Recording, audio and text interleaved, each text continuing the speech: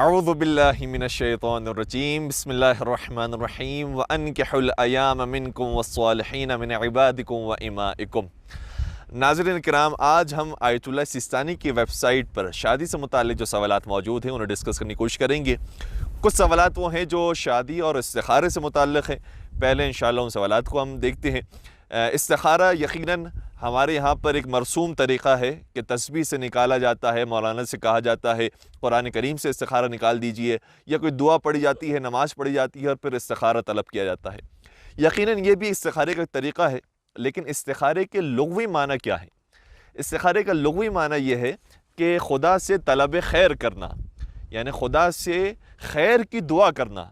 اور خیر کی دعا کرنے کے لیے آپ اپنی مادری زبان میں کر سکتے ہیں، عربی زبان میں کر سکتے ہیں، نماز کی حالت میں کر سکتے ہیں، سجدے کی حالت میں کر سکتے ہیں، قرآن مجید کھول کر سکتے ہیں، لیکن خود دعا مانگنا یہ ایک استخارہ ہے۔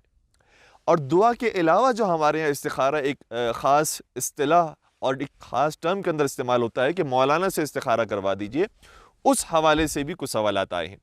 میں پہلے کچھ مختصر سی وضاحت کرنے کی کوشش کروں گا۔ پہلی بات یہ ہے کہ دیکھیں، اگر استخارہ ایسی چیز ہے کہ جس میں ہم نے پورا ریلائی کرنا ہے اور خدا نے ہمیں گویا یہ حکم دے دیا ہے کہ تم اپنے ہر عمل سے پہلے استخارہ کرو، یعنی مجھ سے مشورہ کرو اور میری رائے اس کے اندر معلوم کرو، تو پھر تو ہر قدم اٹھانے سے پہلے معصومین بھی یہی کام کر رہے ہوتے، انبیاء کرام بھی یہ کام کر رہے ہوتے کہ سب سے پہلے استخارہ نکالتے ہیں پھر کوئی کام انجام دیتے۔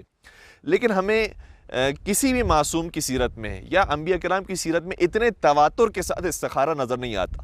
بہت کم چند گنے چنے مقامات ہیں کہ جہاں پر انہوں نے استخارہ کیا ہے، یا روایات یہ کہتی ہیں کہ انہوں نے استخارہ نکالا ہے یا کسی کو تعلیم فرمایا ہے۔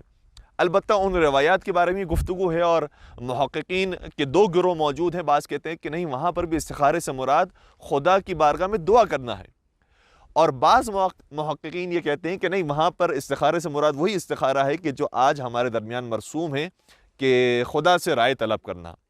البتہ آیت اللہ سیستانی فرماتے ہیں کہ اگر خدا سے رائے طلب بھی کرنا ہے تو خدا نے قرآن مجید میں اس قدر تواتر کے ساتھ اپنی عقل استعمال کرنے کا حکم دیا ہے، اس قدر تحقیق کرنے کا حکم دیا ہے، اس قدر معاملات کی جستجو کرنے کا حکم دیا ہے کہ ہر عمل سے پہلے، یہاں تک کہ شادی سے پہلے بھی انسان کو پہلے اپنی عقل اور منطق استعمال کرنی چاہیے کہ کیا یہ رشتہ اچھا ہے میری بیٹی کے لیے، میرے بیٹے کے لیے، یا یہ رشتہ ویسے ہی نامناسب ہے، یا یہ رشتہ اتنا اچھا ہے، اتنا مناسب ہے، اتنا بہترین رشتہ آ گیا ہے کہ پھر مجھے استخارے کی ضرورت نہیں ہے۔ خود پروردگار نے حکم یہ دیا ہے کہ تم اگر اپنی عقل سے کسی نتیجے پر پہنچے ہو تو اس کے مطابق عمل کرو۔ لہٰذا آیت اللہ ثانی فرماتے ہیں کہ ان روایات کے اندر بھی بتانا ہمیں یہ چاہے کہ پہلے ہم اپنی عقل و منطق استعمال کریں۔ دوسری چیز یہ ہے کہ ہم اپنے اطراف کے لوگوں سے مشورہ طلب کریں، اپنے بڑے بزرگوں سے مشورہ طلب کریں، اور اسی طریقے سے جو اس رشتے سے متعلق افراد ہیں کہ وہ کہاں پر کام کرتے ہیں، تو ان کے اطراف میں جو دکاندار موجود ہیں، ان کی گیدرنگ کے اندر جو افراد موجود ہیں، ان کے دوست احباب ہیں، اگر کہیں سے کوئی اطلاع ملتی ہے تو وہاں سے ہم معلومات حاصل کریں۔ اور یاد رکھیے گا کہ معلومات حاصل کرنا یہ بھی ایک اچھا عمل ہے، اور معلومات فراہم کرنا یہ بھی ایک اچھا عمل ہے۔ یعنی اگر ہم سے کسی نے نہیں بھی معلوم کیا ہے تب بھی ہم ان کے بارے میں صحیح گائیڈنس دے رہے ہیں تو بہت اچھی بات ہے۔ اور اگر انہوں نے ہم سے گائیڈنس مانگی ہے تو ایسی صورت میں حتیٰ روایات کے اندر آیا ہے کہ اگر لڑکے یا لڑکی کے بارے میں صحیح معلومات دی جاتی ہے، اور وہ معلومات ایسی ہے کہ جو ان کے بارے میں چونکہ بہرحال صحیح معلومات دینی ہے تو انہوں نے جو غلط کام کیے ہیں وہ بھی بتانے پڑیں گے، تو اگر کوئی ان کے غلط کاموں کے بارے میں بتا رہا ہے تو یہ غیبت میں بھی شمار نہیں ہوتا، کیونکہ یہ جب مشورہ طلب کیا جاتا ہے بالخصوص نکاح اور شادی کے سلسلے میں، تو بالکل صحیح رپورٹنگ کرنا یہ انسان کی ذمہ داری ہے۔ البتہ جان بوجھ کر ایسی چیزوں کو ابھارنا اور ایسی چیزوں کی ٹو کے اندر رہنا کہ رشتہ اس کا ہونے ہی نہ پائے، یہ بھی نامناسب ہے۔ اس طرح سے چیزوں کو بتایا جائے، بیان کیا جائے کہ سامنے والا یہ حق تک پہنچنے کی کوشش کرے کہ ہاں یہ معاملات کچھ پہلے ہو چکے ہیں لیکن اب انشاءاللہ ایسے معاملات نہیں ہوں گے، لیکن بہرحال آپ سوچ سمجھ کے قدم اٹھائیے گا۔ اس طرح سے مشورہ دیا جائے کہ جو بھلائی کے ساتھ ہو۔ تو سب سے پہلا کام یہ ہے استخارے کے اندر کہ اپنی عقل و منطق استعمال کریں، اس کے بعد مشورہ طلب کریں، اور پھر اگر کسی بھی نتیجے تک نہ پہنچ سکے اور انسان شک و پنج کے اندر مبتلا ہو اور شک و تردید کے اندر مبتلا ہو تو ایسی صورت میں پھر استخارہ نکالا جائے۔ اور استخارہ نکالنے کے اندر بھی رجائے مطلوبیت کی نیت کے ساتھ استخارہ نکالیں، لیکن استخارے میں جو چیز آئی ہے وہ بھی قرآن مجید کی آیت کی طرح نہیں ہے کہ اس کے خلاف عمل نہیں ہو سکتا، بلکہ قرآن مجید کی بھی جب آیت نکلتی ہے تو مولانا صاحب اس آیت کے مطابق اپنی رائے دیتے ہیں. ہو سکتا ہے کہ ان کی رائے ٹھیک نہ ہو سکتا ہے کہ ان کی سمجھ اور ان کی تفسیر اور انہوں نے جو تشریح بیان کی ہے وہ ٹھیک نہ ہو. لہٰذا اگر کوئی آیت نکلی ہے یا تسبیح کے ذریعے ہم کسی نتیجے تک پہنچے ہیں تو ضروری نہیں ہے, ہم پر واجب نہیں ہو جاتا نماز کی طرح کہ ہم استخارے پر عمل کریں.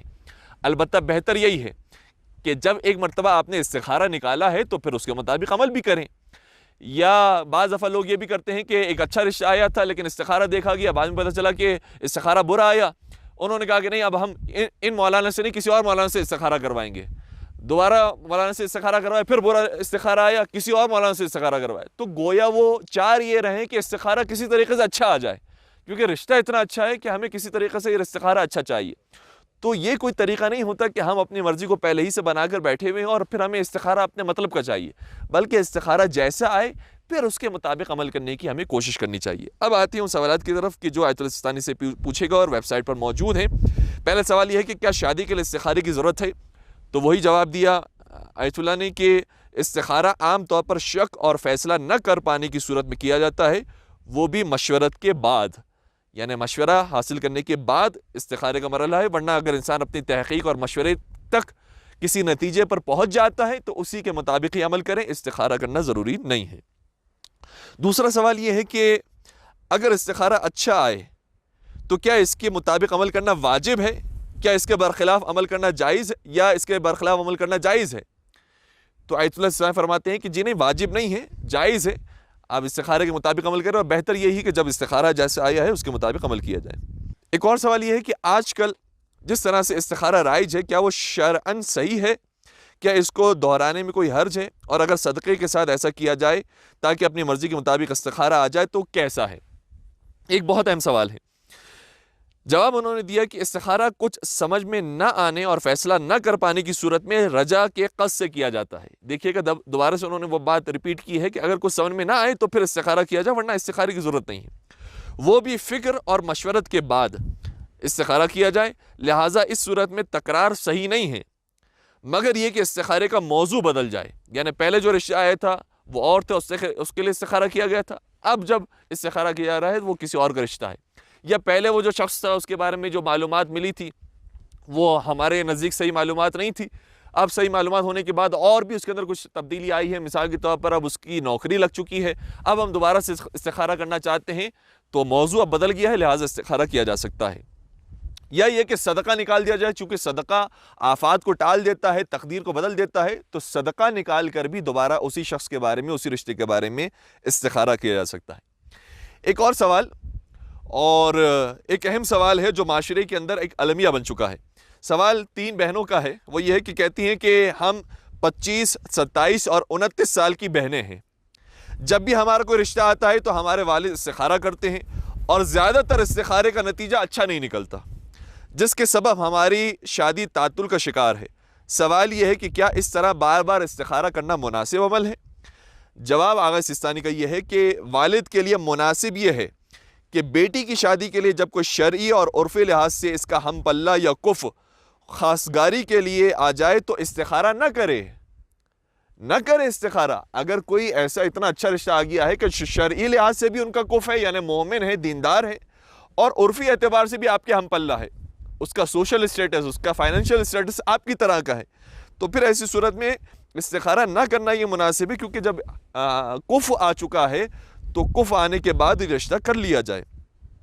سوائے یہ کہ بیٹی اس رشتے کو پسند نہ کرے اور بیٹی مطالبہ کرے تو وہ الگ بات ہے, کیونکہ استخارے کا مورد تو یہ ہے کہ جب انسان پہلے کسی کام کو کرنے یا نہ کرنے کا شرعاً اختیار رکھتا ہو, پھر اس میں تدبر اور مشورہ کے بعد بھی کسی نتیجے پر نہ پہنچ رہا ہو تو پھر استخارہ کر سکتا ہے. لیکن جب بیٹی ہی اگر کسی رشتے کو قبول کر رہی ہے, بیٹی کسی رشتے کو رد کرنا چاہتی ہے, تو پھر وہ استخارے کا مورد باقی نہیں رہتا.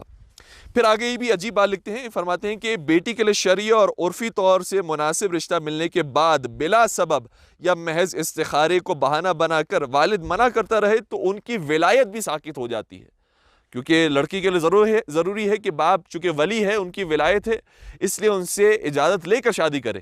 لیکن اگر باپ بار بار تعطل کرتا رہتا ہے, چاہے وہ کسی بھی بہانے سے ہو, اور اس طرح سے ان کے جو ہم پلہ رشتے ہیں وہ ان کے ہاتھوں سے جا رہے ہیں, تو یہ بالکل بھی مناسب عمل نہیں ہے, اور اس طرح سے باپ کی ولایت ساقط بھی ہو سکتی ہے. والسلام علیکم ورحمۃ اللہ وبرکاتہ.